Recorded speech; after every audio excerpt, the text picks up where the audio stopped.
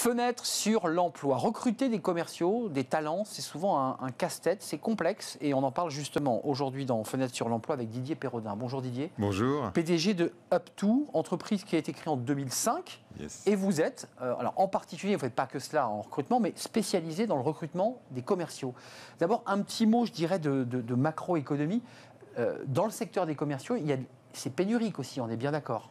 Oui, absolument. Mais en fait, ça l'a toujours été un peu parce que, en fait, ce qui est pénurique, c'est le recrutement, le marché des bons commerciaux, en fait. En tout cas, nous, c'est ce sur quoi on intervient parce que c'est une exigence forte de toute entreprise. Excusez-moi, c'est quoi un bon commercial ? Un bon commercial, c'est un commercial qui est impactant, c'est un commercial qui a beaucoup d'énergie, c'est un commercial qui écoute bien, c'est un commercial qui a envie de gagner, en fait. C'est surtout ça, l'essentiel. Et c'est vrai qu'en France, on a quand même un petit problème avec la vente et les commerciaux parce que le métier est très dévalorisé. Clairement. Surtout quand on compare aux États-Unis et aux Américains où le vendeur... Caricaturé même, si je peux me permettre. Oui, probablement, ouais, avec des mauvais trucs comme du Jean-Claude Convenant et autres. Exactement. Et alors qu'aux États-Unis, un vendeur, c'est un grand vendeur, c'est quelqu'un qui contribue énormément à la croissance de l'entreprise. Les films ont souvent valorisé les vendeurs, les commerciaux. Voilà, ils sont très bien payés, beaucoup mieux qu'en France, etc. Donc au final, le corollaire de tout ça, c'est qu'en plus de ça, les écoles de commerce ont définitivement jeté l'éponge pour former des commerciaux, parce qu'elles s'appellent même école de management maintenant.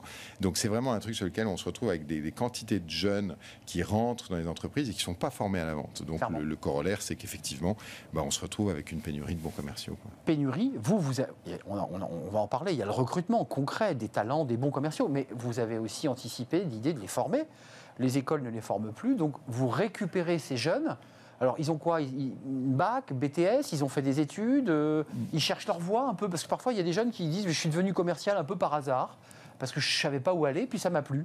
Oui, c'est pour ça que nous, on a monté un catalogue et une offre de formation sur toutes les phases du cycle de vente qui nous permet effectivement de former à peu près 10 000 commerciaux par an parce qu'ils en ont énormément besoin pour leur apprendre les bonnes pratiques, les bons outils. Donc, on intervient aussi bien sur les sujets de prospection que de découverte, que de closing, que d'ingénierie d'affaires, que de défense du prix, défense de savoir-être aussi, excusez-moi. Bien sûr, ouais, ça joue beaucoup. Bien sûr, de prise de parole, du travail sur le mental. Enfin voilà, on a vraiment, on a toute la solution pour finalement permettre à des entreprises de monter en gamme leurs commerciaux et d'aller chercher des points de croissance. De manière très significative, parce qu'il y a des très très gros gisements de productivité sur l'exécution commerciale dans toutes les PME. Pérodin, qui paie ces formations ? Parce que c'est l'entreprise, c'est votre client qui dit écoutez, à vous de vous charger de les former, mais on vous aide. Comment on fait pour mettre... Ils sont pris sur le CPF, et comment ça marche ? Alors la bonne nouvelle, c'est qu'effectivement, l'État est sympa et a remis 600 millions d'euros sur la table au mois de septembre. Donc ça, c'est ce qui permet effectivement de financer presque intégralement des formations. Et du coup, ça secoue un peu les dirigeants qui ont besoin de l'aide sur ce sujet pour leur dire, écoutez, ne laissez pas vos commerciaux rater des deals ou mal travailler leur territoire ou perdre devant vos concurrents ou même faire trop de remises si on va jusque loin. Donc tout ça, c'est vraiment c'est des gisements de productivité qui sont très importants et on aide toutes les entreprises en ont besoin. Mais c'est intéressant ce que vous dites parce qu'on reçoit beaucoup de managers, de gens qui pensent le management et finalement vous êtes depuis presque 1 an et demi que notre émission existe et que la chaîne existe. Je m'aperçois qu'on a finalement parlé très peu des commerciaux. Et pourtant ce que vous décrivez est essentiel à la vie d'une entreprise, vital. Très bien. C'est incroyable. Moi, je veux bien venir tous les jours en parler. Vous voulez venir tous les jours en parler ? Avec plaisir. Alors tous les jours, ça me semble peut-être un petit peu compliqué. On va faire gagner des points de croissance à la France. Mais justement, concrètement, la formation, elle dure combien de temps pour ces gens qui rentrent ou qui sortent de leurs études ou de leur bac ? Je ne sais pas, vous les prenez à quel âge, ces commerciaux ? N'importe quel âge ? Pour le recrutement, en fait, il faut savoir qu'en fait, en France, on veut un peu toujours les mêmes profils, donc le 0-10 ans d'expérience sur lequel il y a une très grosse pénurie, ce qui renforce aussi la question de la pénurie et de la difficulté de recruter, parce que tout le monde veut les mêmes. Donc nous, on aide aussi nos clients à donner le change, à faire en sorte de pas uniquement se fier au CV, parce que le CV ne suffit pas. Et donc nous, la force qu'on a eue et ce qui nous a permis, ce qui nous a permis vraiment de développer notre savoir-faire et d'avoir 6 000 clients aujourd'hui et de recruter 2500 commerciaux par an, c'est vraiment qu'on a rajouté une clé de sélection au CV parce que le CV ne suffit plus comme critère de sélection et qu'il faut donner la large place aux soft skills et au tempérament. Hein. Donc c'est toute notre méthodologie qui s'appuie sur de la tech, qui s'appuie sur une expérience candidat qui est assez unique. Et là, vous dites au client, lui, il n'a peut-être pas le CV qui va bien, mais je peux vous dire qui va être le bon commercial. Exactement. Et on le repère au moment où il candidate, parce qu'on a un système de test de vente en ligne qui nous permet tout de suite de repérer ceux qui sortent du lot commercialement parlant. Et ensuite, nous, quand on rencontre le candidat, on met en place une batterie d'outils qui permettent de bien comprendre en fait le potentiel du candidat au-delà de son expérience. Voilà. Et parfois, il n'en a pas, on est d'accord. Donc, parfois, il n'en a pas. Et dans ce cas-là, voilà, et parfois, il en a. Et donc, on propose aussi aux dirigeants d'entreprise de former ses équipes et soit en digital, soit en présentiel, selon les cas de figure, dans des durées qui sont à géométrie variable en fonction de là où on veut aller. Quoi. Alors, le paradoxe, je l'évoquais, c'est qu'on en parle peu finalement dans les médias mainstream de cette question des commerciaux. Pourtant, ils sont nécessaires, ils sont pénuriques. J'ai même lu qu'il y avait quand même des batailles sur le marché du commercial. C'est-à-dire que les entreprises se battent des commerciaux. Quoi. Les commerciaux, pour certains, pour les talents, je veux dire, ils sont arrachés par les entreprises. Bien sûr, et il faut savoir qu'il y a 80% des candidats aujourd'hui, quand vous leur faites une offre, 80% d'entre eux ont des offres ailleurs.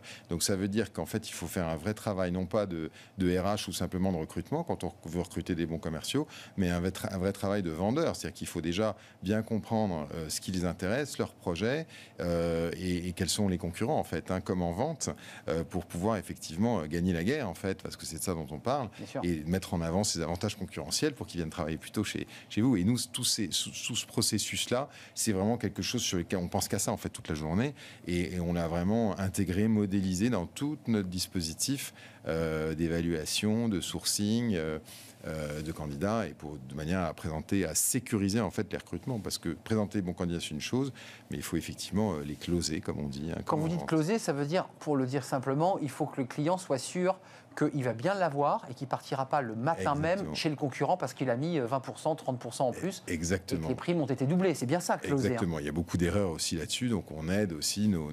Comment on close ? On verrouille les contrats ? On lui met un pistolet sur la tempe ? Non, déjà, on essaie de comprendre, d'être sûr que...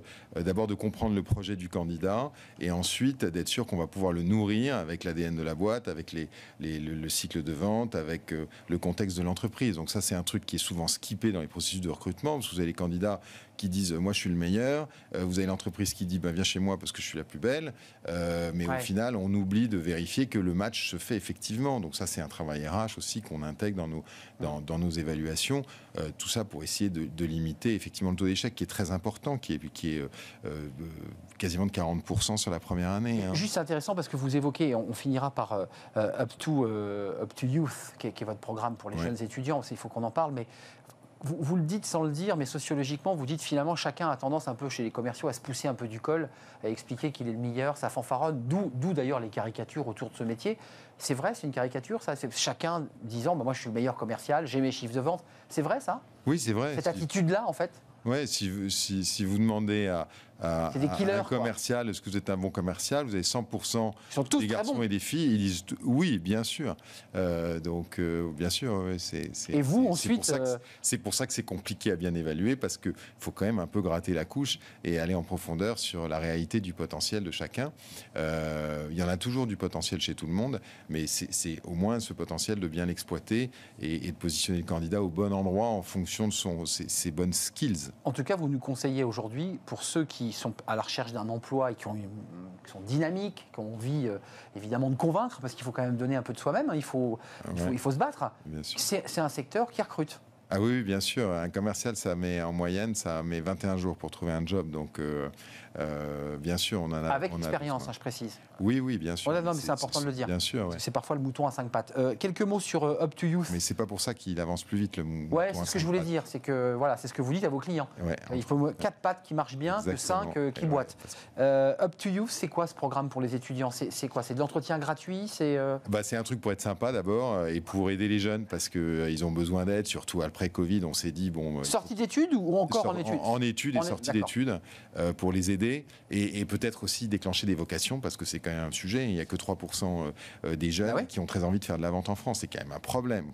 On les a dégoûtés de la vente. En tout cas, on leur a pas donné envie. Donc c'est pas un bon chiffre. Donc nous, on essaye un peu de lutter contre ça. Et effectivement, on leur offre un programme en digital, qui est du full digital, avec un certain nombre de programmes. Ils peuvent échéancer leurs cours comme ils veulent. Et il y a 14 ateliers qui permettent de leur apprendre à se vendre, en fait, tout simplement. D'abord, on les évalue dès le début. Mais c'est pas de la vente de produits, c'est à se vendre eux. Déjà, on commence par ça, ce qui leur permet aussi de se vendre mieux en entretien, de défendre aussi leurs projets quand ils sont en école. Ils ont tous un peu des petits projets, donc c'est bien de leur mettre le pied à l'étrier. Et puis surtout de les faire réfléchir sur c'est quoi les bonnes postures pour être un grand vendeur et pour impacter et influencer un processus d'achat. D'ailleurs, en préparant l'émission, et c'est vous qui m'éclairiez sur le sujet, en fait, des commerciaux, il y en a partout. Dans les médias, dans la science, la médecine, enfin des commerciaux finalement, quand on regarde l'environnement, il y en a partout. Oui, et certains disent qu'on en cherche 100 000 en permanence quand même en France. 100 000 commerciaux 100 000, qui sont aujourd'hui pénuriques.